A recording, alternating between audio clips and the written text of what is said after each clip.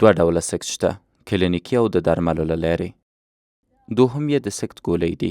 تاسو د ولادت تر 11مې میاشتې پورې یادې ګولۍ اخیستلی شئ. که د 11 میاشتو خبره واوړي بیا باید عملیات شي. د سکت درمل په اصل کې 2 درمله دي، میفپرستون او میزاپرستول. اول تاسو میفپرستون اخلئ. دا د پروجسترون هورمون بلاکوي چې د حاملګۍ د پرمختګ مخه ونیسي. بیا دوم میزاپرستول اخلئ 1 یا 2 ورځې وروسته. دا د درد او وینې بهیدنې لامل کیږي چې رحم مو خالي کوي. دا وینه بهیدنه ساعتونه نیولی شي، نو باید روغتون کې اوسئ. د شرایطو خرابېدو سره بیړنۍ مرسته پکار ده.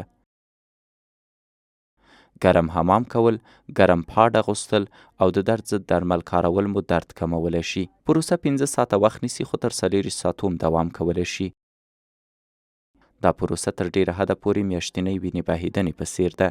نو دا نارماله ده چې وینه بهیدنه دې وي او درد دې پکې وي. د غوښې قطرې هم وینه کې اوسیدی شي.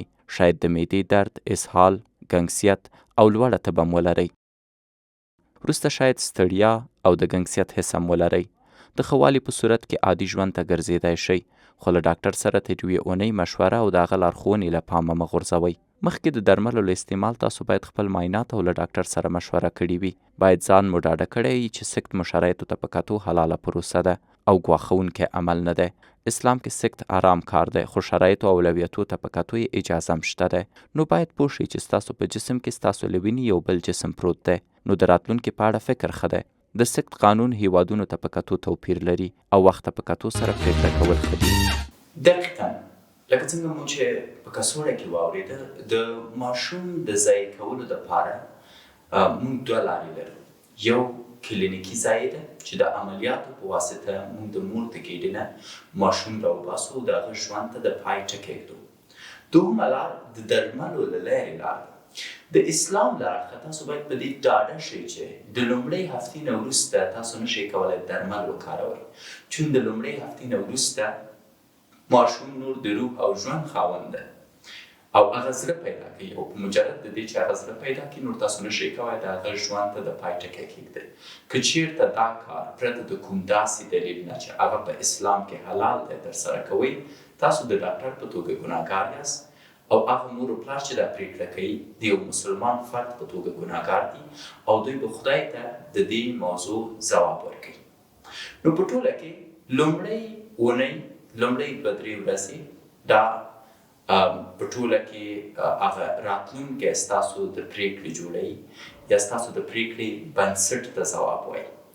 مثلا یو نارینه ده، جنسي اړیکه نیسي او په دې جنسي اړیکه کې د یاد اوسي چې د پول آوټ میتود نه استفاده وکړي یا د کانډوم نه استفاده وکړي یا مورکۍ یا کپسول نه دي کارولی یا رنګ یا حلقۍ نه ده کارولی، چې په دې مورد کې موږ بحثونه لرو، بیا تاسو ته تشریح کوو.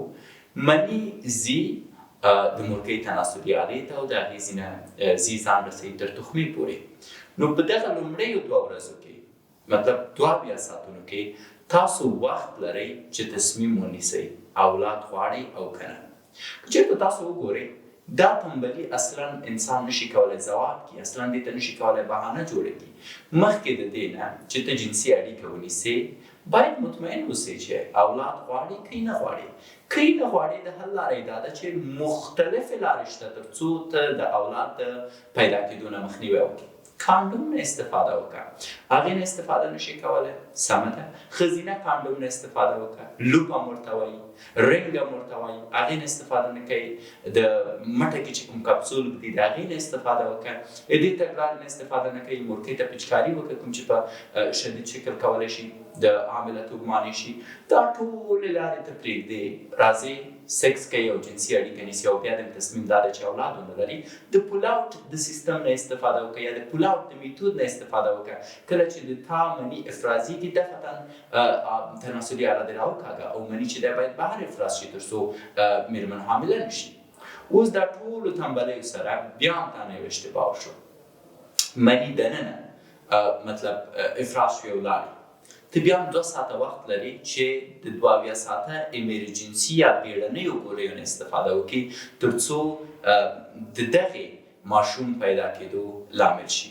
ولې که ته د دې نه هم په 2 ورځو کې استفاده نه کوي او وروسته د هغې نه چې ماشوم د 2 هفتو کېږي، د 3 هفتو کېږي، د 4 هفتو کېږي، ته غواړې د هغه ژوند له منځه یوسې، هغه هم پرته د دې نه چې کوم خاص دلیل ورته ولري. خاص دلیل په اسلام کې څه دی؟ دا چې د مور ژوند د ماشوم له امله په خطر کې تاسو کولی شئ یو ماشوم سقط کړئ، پرته د هغې اقتصادي بهانې یا د روزنې بهانې یا د تربیه بهانې، دا ټولې بېمانا دي. چون تا کولی شو په ابتدا کې پرېکړه وکړي چې رای نه وړې، نو دې ته باید ډاکټر متوجه اوسي. دا تحلیل باید د ډاکټر سره ووسي تر څو پوه شي چې تاسو ماشوم په کوم وخت کې د درملو په واسطه ضایع کولی شئ. نو په ټوله کې د یو جنسي ډاکټر په توګه که تاسو ته یو مریض راځي او درته وایي چې ډاکټر صاحب داسې دوا راکړه چې د مور په ګېډه کې ماشوم له منځه لاړ شي، نو تاسو باید ورته ووایئ چې د څومره وخت ماشوم. اول معمولا دغه پوښتنه کې چېرته نه کېږي او هغه درمل چې ماشوم د مور په ګېډه کې له منځه وړی شي هر چاته که چېرته ورکول شي پرته د څېړنو پرته د تحقیقاتو دا په خپل ذات کې د فحشا لامل کېږي. څنګه؟ یوه جنۍ د یو هلک سره غیر مشروع اړیکې ساتي او په دې غیر مشروع اړیکو کې د دوی نه تېروتنه کېږي او اوس نو جنۍ ماشوم په نس دی. د دې د خاطره چې دا موضوع پټه شي او د دې جنۍ دا ماشوم ضایع شي او دا هلک د خپلو مسؤلیتونو نه او د خپلو بدو کړنو او ګناهونو نه خپلې پښې سپکې کړي، راځي شفاخانې ته ګولۍ اخلي، په جنۍ باندې په زوره خوري، پرته د دې چې پوه شي چې کېدای شي هغه جانبي عوارض ولري. متاسفانه موږ پېښې لرو چې یوې جنۍ ته په کور کې دا ګولۍ ورکول شوي، جنۍ ورسره حساسیت کړی، په شدت خونریزي پیدا شوې او جنۍ شفاخانې ته راوړي تر څو چې ډاکټران لاس په کار شوي جنۍ خپل ژوند له لاسه ورکړی. نو باید متوجه اوسئ چې تاسو د دې درملو نه په پوره احتیاط سره استفاده وکړئ. نفر وپېژنئ، بیا دا درمل ورکړئ او د ښځو حالت ته په کتو دا درمل ورکړئ او مطمئن شئ چې دا درمل په وخت کار شوي د سم حالت دپاره. یعنې 72 ساعته درمل هغه کولی شي یوازې د 72 ساعتو دپاره د مور په ګېډه کې هغه کوم سپرم چې لاړ دي د هغو د نمو مانع شي. اما د هغې نه ورهاخوا ځینې درمل دي چې یو ماشوم اته اونۍ کېږي د مور په ګېډه کې دی، 9 اونۍ کېږي، تر 11 اونیو پورې کولی شي دا د مور په ګېډه کې ضایع کړي یا یې سقط کړي. نو تاسو باید دې مسلې ته بیا شدید پام وکړئ، جدي پاملرنه ورته وکړئ تر څو داسې اشتباه او خطا له تاسو نه ونه شي چې ستاسو د درمل لیکلو یا ستاسو د درمل ورکولو له وجې د یو ماشوم ژوند له منځه لاړ شي. هغه ماشوم چې لا ډېر معصوم دی، هغه ماشوم چې لا له ځان نه دفاع نشي کولی، هغه ماشوم چې لا د مور په ګېډه کې دی. نو لکه څنګه مې چې ویلې درمل شته دی چې تر 11مې اونۍ پورې کار کوي چې د مور په ګېډه کې یو ماشوم له منځه یوسي. اوس یوه ستونزه پیدا شوې چې د اسلامي اړخ نه هغه حلاله ده او اجازه ده مور ته چې خپل ماشوم سقط کړي، بیا د دې درملو نه استفاده کېدای شي. البته تر هغه ماشومه پورې چې 11 اونۍ د مور په ګېډه کې کېږي. که د 11 اونیو نه خبره اوښتې وه بیا د درملو په واسطه کار نه کېږي، بیا تاسو مجبوره یاست چې کلینیکي سقط یا دوهمه ټاکنه هغه ترسره کوئ. نو په ټوله کې دغه درمل چې کوم کارول کېږي صحیح ده چې دا به ماشوم ضایع کوي، له منځه به یې وړي او د هغې نه وروسته پروسه په کوم شکل کار کوي. کله چې مورکۍ دا درمل خوري د مور په ګېډه کې د شدید درد احساس کېږي، چون دا هغه وخت دی چې دننه د مور په ګېډه کې ماشوم بالاخره له منځه ځي او په کوچنیو ټوټو بدلېږي او د دې درد سره په مورکۍ باندې کېدای شي شدید فشار یا زور هم راشي او د دې زور سره مورکۍ چې کله تشناب ته ځي نو وینه بهېږي د دې د تناسلي آلې نه او په دې وینه کې چې دی کوچنۍ ټوټې راځي کوم چې د همدغه ماشوم دی. نو په خپل ذات کې دا مرحله دردونکې ده او تاسو د یو جنسي ډاکټر په توګه په دې اړه باید پوره معلومات مورکۍ ته او د مورکۍ پلار ته ورکړي. په دې شرایطو کې باید مورکۍ د درد ضد ګولۍ وکاروي تر څو یې درد کم شي یا حد اقل د کنټرول وړ وسي. د دې خونریزۍ ته باید تاسو متوجه اوسئ چې د حده ډېره نه شي تر څو خدای مکړه مورکۍ د کوما حالت ته لاړه نه شي یا کومه بله ستونزه پرې را نه شي.